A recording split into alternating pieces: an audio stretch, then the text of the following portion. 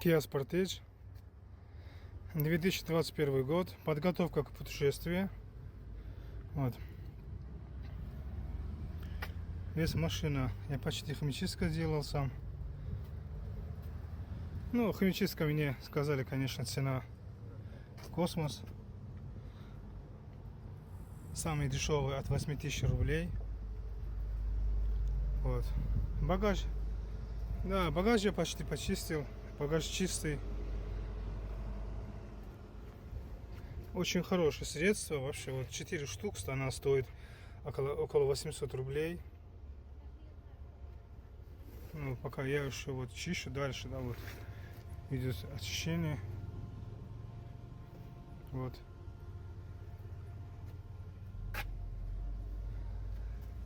После минуты-два я начну вот эту пену и все чистить должно. Вот.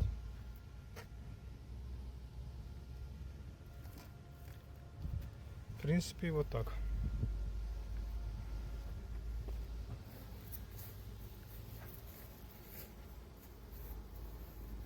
Подготовка к путешествию. Вот. Замена масла сделал. Вот. Замену масла сделал. Тормозные тоже сделал. Машина готова к путешествию. Грубо говоря, около 15 тысяч километров туда-обратно должна быть. Прошлый год было у нас 12-13 тысяч километров. А сейчас будет, не знаю, примерно так же будет. 13-14, может 15. Дальше посмотрим, как будет.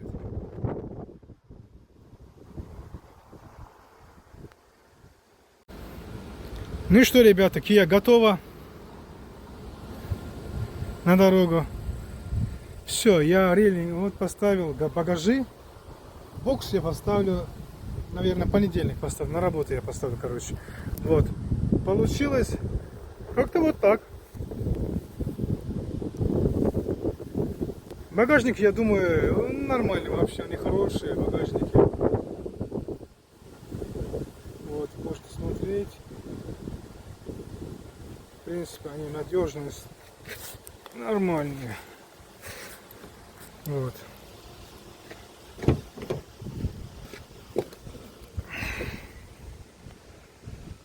Все, багажник я поставлю, бокс. Багажник поставил, а бокс поставлю я на работе. Думаю, все нормально. Не считается ничего. А то сделал.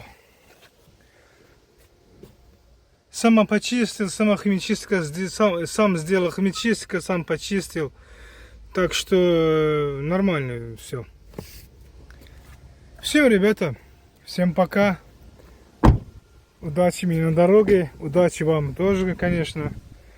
Вот. Мы поехали.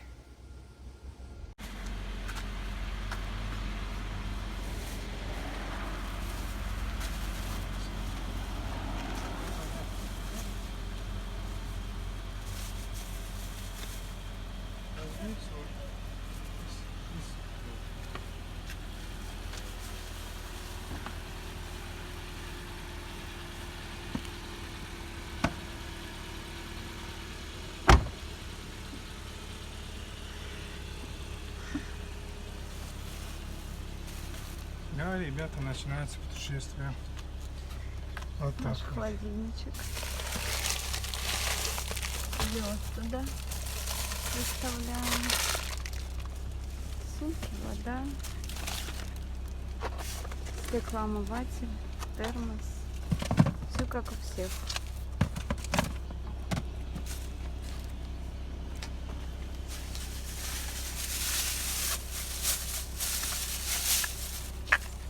Привет, детки. Привет. Покажись. Вы готовы к поездке? Так, готовы. Ну что, едем в Турцию. Едем, да. Дубль 2. Круговое движение. Съезд. Дети, привет. Мы выехали. где-то около 5 утра. И потихонечку направляемся в Ростов, первый пункт пребывания. Через 600 метров съезд. На светофоре поверните направо. Мы заправились, у нас полная заправка, полный бак, то есть. И потихонечку едем. Все вещи вроде собрали, ничего не забыли, самое главное. Так что оставайтесь с нами, будет интересно. Мы решили каждый вот в баке там 600 километров показывает. Поверните направо. 600 километров показывает бак. Ну, мы решили, что каждые 400 километров лучше заправиться. Вот. Так самое лучше. Вот. Роснефть, заправка самая. Роснефть и Ликоль, они все знают самые, можно сказать, самые хорошие. Кстати, Ликоль в Турции тоже есть. По-моему, не знаю, в Грузии есть она или нет. Вот в Турции точно знаю, что она в Турции есть. Вот, в Турции она стоит 123 рубля. Вот, машина у меня, наверное, мои подписчики уже знают, о которой никто не знает, я скажу. Kia Sportage 2021 года. Комплектация предпоследней Black Edition. Полный привод. Я думаю, что прошлый год было, когда мы ездили, прошлый год было 87. 87 было. Иногда было 9, иногда даже было 10. Вот. Сейчас посмотрим, да, расход сколько будет. Вот. Мы обязательно вам скажем. Вот сейчас мы в Ростов, едем в Ростов. Отель Мария, там она хороший отель. Вот. Каждый год мы когда вот туда же едем и оттуда дальше вот.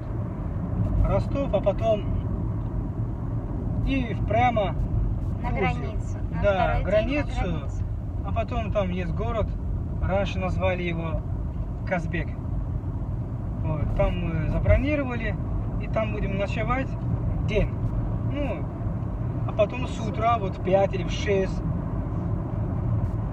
поедем же дальше в город Сарпи. Там тоже отель мы вот забронировали, она находится перед... Вот окно открываешь, перед тобой уже таможенная. И таможенный, и рядом пляж. Там Черное море, правильно же? Да, Черное Там море. Черное море, пляж, море, Черное море, вот, а так пляж там еще есть, там пляж, там 2-3 пляжа. Вот так. Как-то вот так. Да, бронирование мы делали через приложение сайт Booking. Вот все бронирования, то есть, ну, кроме Ростова, конечно. Ростов мы просто по телефону, как и в прошлом году, связались с отелем и забронировали заранее, где-то за 2 недели примерно, вот так. Можно и раньше, можно за месяц. Остальные, то есть после Ростова у нас идет Степанацминда или Казбек, бывший, забронировали там гостевой дом. И в Сарпе, это перед границей Грузия-Турция, забронировали тоже гостевой дом. То есть 2 ночи у нас будет на территории Грузии, получается, после Ростова.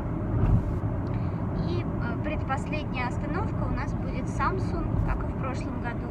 И там мы тоже забронировали через Booking. Через Booking только невозможно бронировать Россию. Грузию и Турцию возможно. Вот. Цены, в принципе, неплохие. Хотя обычно, например, в прошлом году Booking был дорогой, то есть отели были дорогие. Ну, может быть, я поздно смотрела. В этот раз мы заранее все бронировали за 1,5 где-то месяца примерно. В общем, так. Мы едем и будем периодически включаться, показывать вам красоты, пейзажи красивые России, Грузии, Турции. Так что оставайтесь с нами. Итак, как мы сказали ранее, первая остановка у нас была в Ростове. Сейчас покажу на карте, как это выглядит, как мы едем из Москвы в Ростов и дальше как едем в Казбек или Степанацминда на второй день.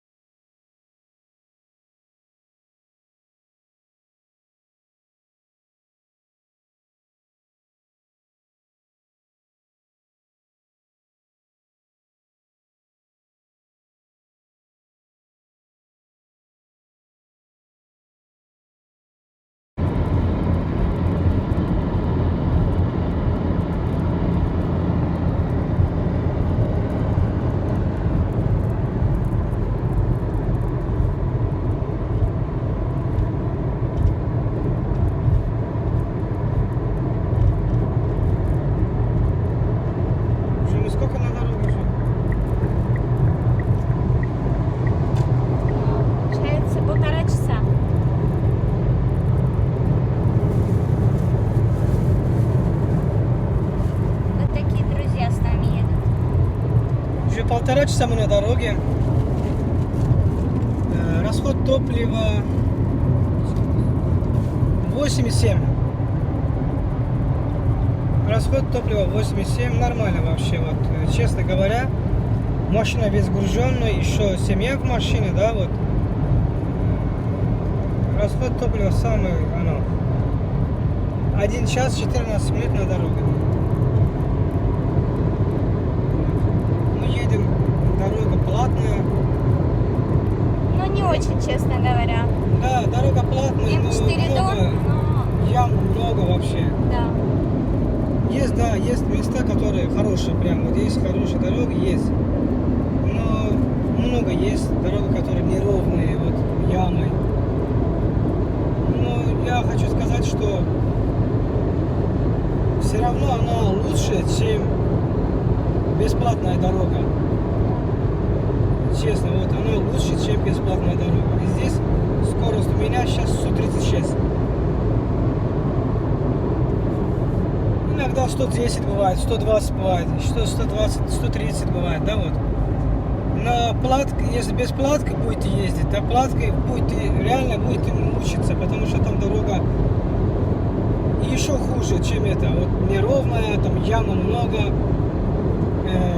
Имею в виду, что просто там еще вот скорость 60, 80, 70, 90. Редко бывает 90 там. Вот. И, конечно, мы все законопослушные гражданины. Вот. Я имею в виду, что вот на дороге полицейских здесь нету. Ну что, у нас все готово, да, вот. У нас документы, все в порядке, приличные люди, да, все готово, да, у нас все нормально.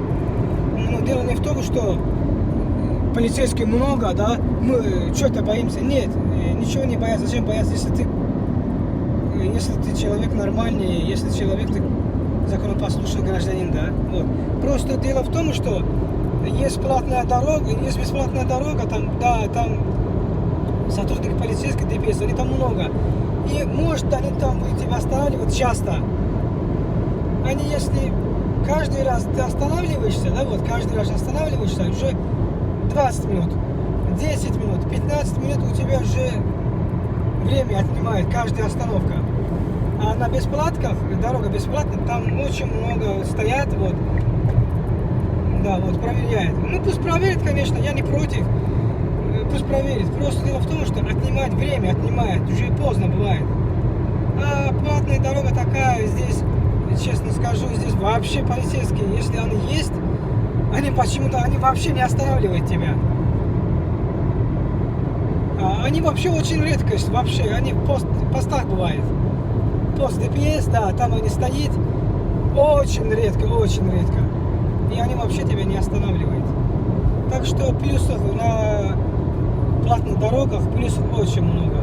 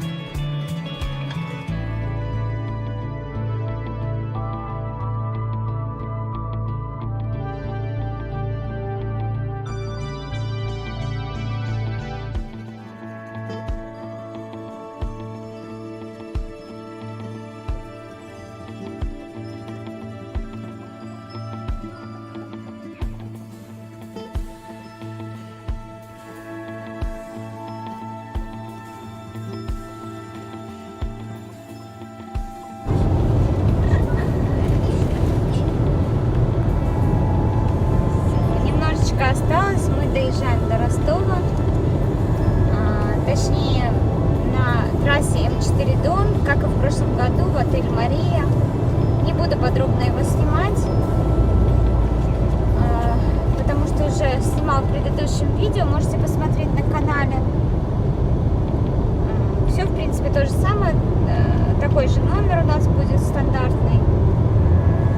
А завтра уже направляемся в сторону Грузии и остановимся в Степанацминда возле грузинской таможни. Таможню будем проходить вечером.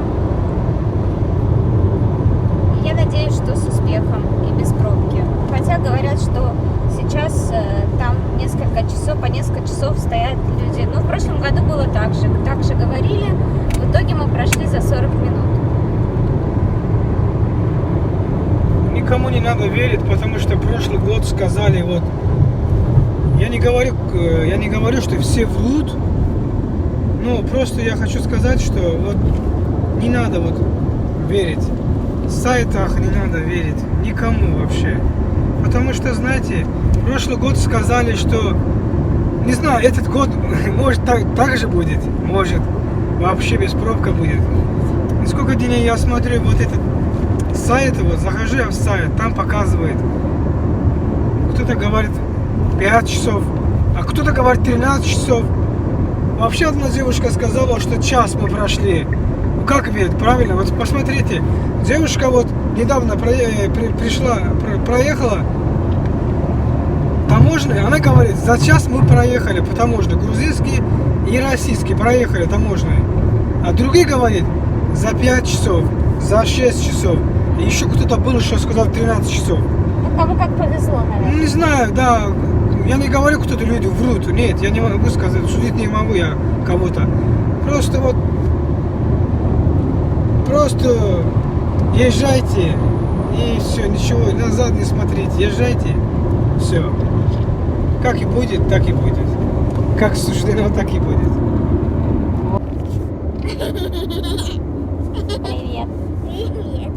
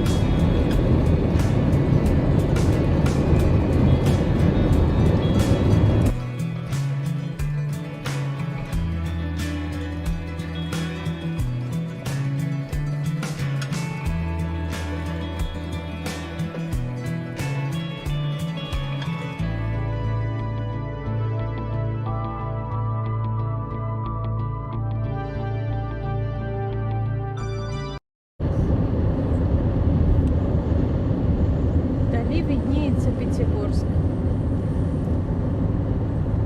Где-то примерно через час.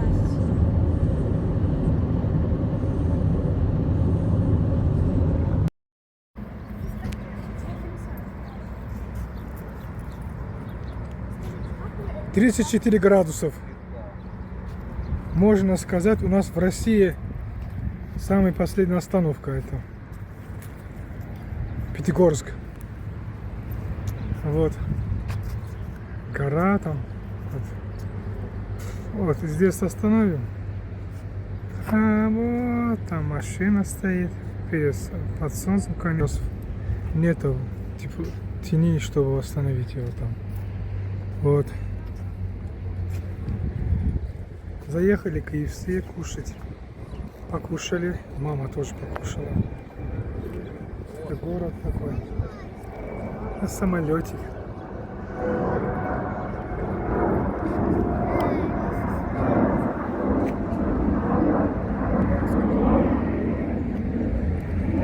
Вот дети. Жарко, да, дети?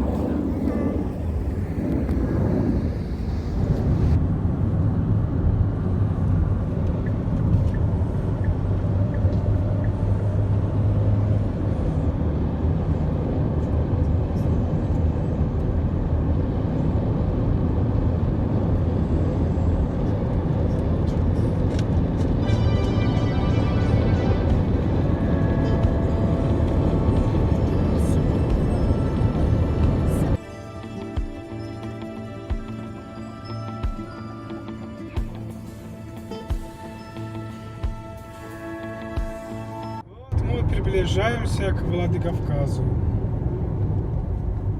Мы вот немножко зайдем в город, купим осетинские пироги, покушаем, набираем сила и далее На границе. на границе. Вот так. А после как пройдем границу, мы вам все расскажем. Как проехали, быстро, долго, не знаю. Дай Бог, чтобы все было быстро, конечно. Вот. Мы вам все расскажем. И потом сделаем страховку. Как всегда я покупаю. Где я покупаю, и там же куплю страховку.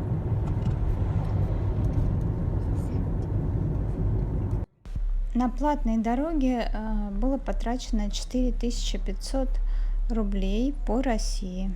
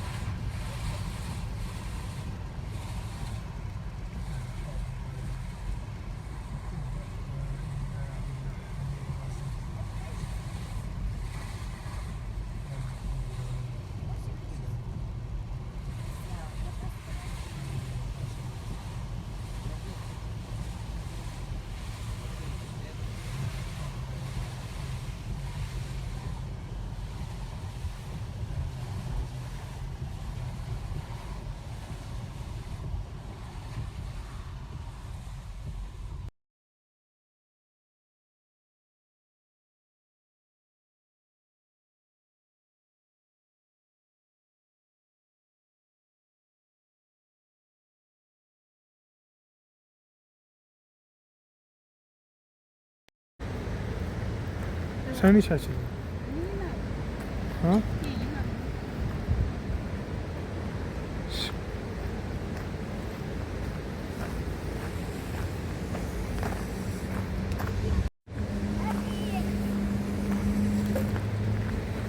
Привет.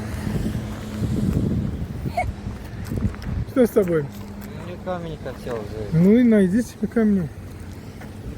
Вот. Вот это ты сам нашел, а это я нашла. Они очень большие, са.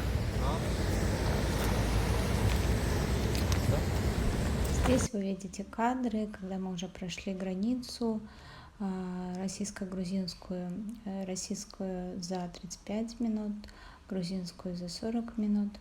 И в целом получилось все достаточно быстро, ничего не осматривали детально, никакие сумки не открывали, только фонарем посветили, просили открыть багажник и то ли верхний багаж.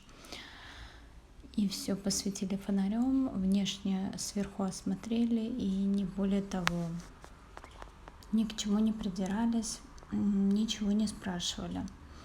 Единственное, заранее надо было водителю все это открыть, все двери машины и все багажники. Сначала проходит водитель границу, затем уже подходят с документами все остальные пассажиры. Также мы сделали грузинскую страховку по въезду сразу после границы. Мы сделали, вы можете сделать онлайн и также сразу после границы, либо уже на территории Грузии. Она нужна для передвижения по Грузии, а также если наступит какой-то страховой случай. Стоила она в районе 50 лари.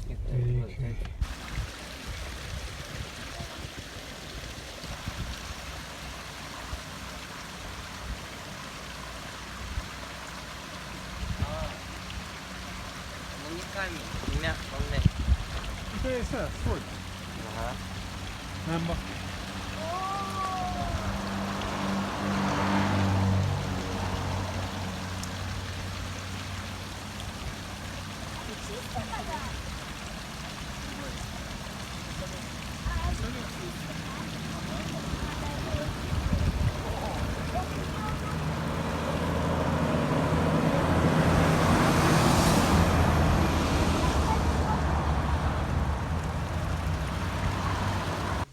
И теперь мы собираемся ехать в Степанацминда или в Казбеки-Ин, как мы говорили до этого, для того, чтобы остановиться в отеле Казбеки-Ин. Это, в принципе, неплохой гостевой дом, нам он понравился, все чистенько, на 4, как и бронировали на букинге. Есть своя ванная комната, все хорошо. Мы его также забронировали, как бы должны были остаться в нем на обратном пути. Планировали так. Стоит примерно 3500 номер на 4, так что имейте в виду при планировании вашей поездки. На следующий день, когда мы собирались ехать из Степанацминда в нашу вторую точку в Грузии, это в Сарпе, хотели проехать через Кабулет, искупаться. Общий путь был около 6,5-7 часов. По дороге в Сарпе мы, к сожалению, попали в аварию. Да, друзья, будьте осторожны на дороге. В аварии была задействована только наша машина, и, слава богу, жертв в ней нет. Все обошлось. Все подробности аварии и что с нами произошло дальше, я расскажу вам попозже. А пока наслаждайтесь красотами Грузии.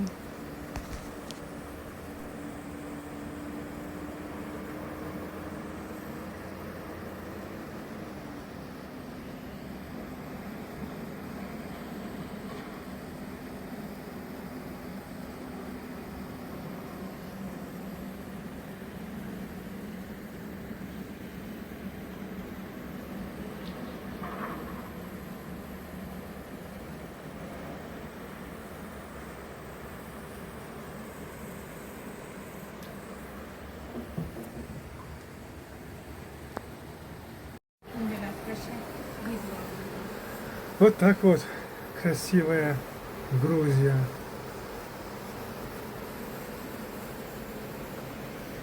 Чалаус, Найзагал, супер. Это речка. Речка. Это моя дочка. Дочка. Привет.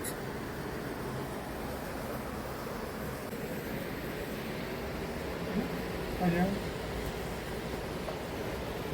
Доча. Ай, Сашка. Где он? Там. Вот он. Красота. Вот там собачка лежит. Да. Еще тут была Собачка. кошка. Но вот только телефон не вот. Шикарное местечко вообще.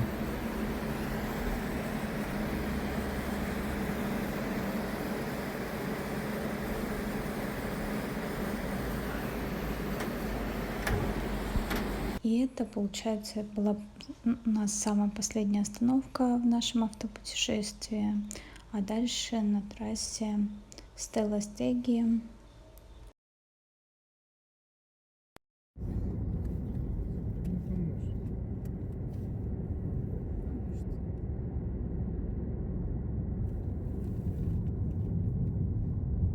И произошла наша авария.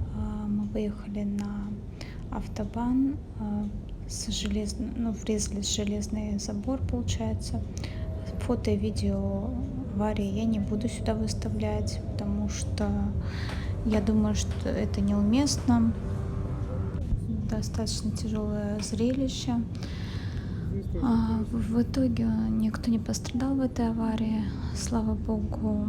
И я хочу выразить глубочайшую признательность грузинскому народу, потому что как только наша машина остановилась, мы даже не успели понять ничего.